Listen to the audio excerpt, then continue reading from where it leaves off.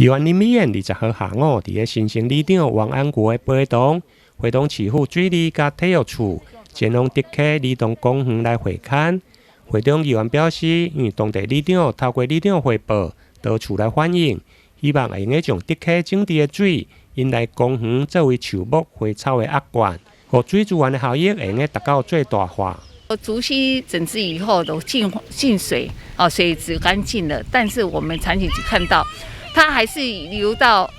中游、下游，还是一样，各些污水没有净化的水混了在一起，流到大海，还是这样脏了。我们觉得很可惜啦，所以我们这次特别就是要求水利局能够善用这些已经净水化的水质，这些水能够来做灌溉。因为我们看到竹溪里面的花花草草太多了，树木太多了，所以在如果就是没下雨的时候，在缺水的时候，我们根本没有水去灌溉这些水、这些花花草草的。所以如果这一次能够做个简易的配管，能够利用这些已经净化的出来的水，然后做一个灌溉，我想。这对整个净化，这个当初我们在水质改善的过程中，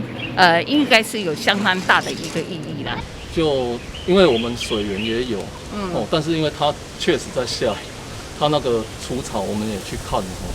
除草如果真的要取水也可以取，那如果说要配管，就要看管理单位，它现在因为如果说要配管，可能必须要从源头那边去拉。这个部分确实是需要，我们再跟渔处这边来做一个评估。除了水资源的再利用，另外伫个儿童公园的回廊甲溜滑梯的部分，因为回廊顶面是镂空，一拄着落雨，民众根本就无法度美好。加上溜滑梯的部分嘛无牙印，日头一拍，民众根本就挡袂牢。竹溪整治已经第一期工程已经完成2-3年了。那在这2-3年里面，事实上有一些问题，一开始我们就在反映了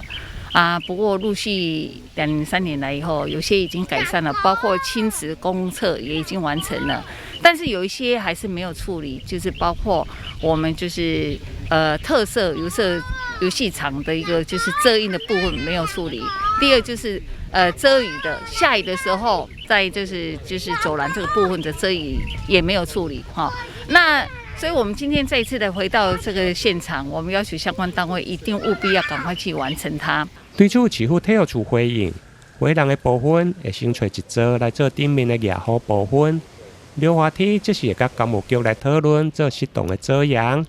至于水资源再利用的部分，因为独水槽到大拿国体后面公园还有将近700公尺的距离，目前会先找现有的管道，看是毋是会用来连接使用。台南新闻林根采访报道。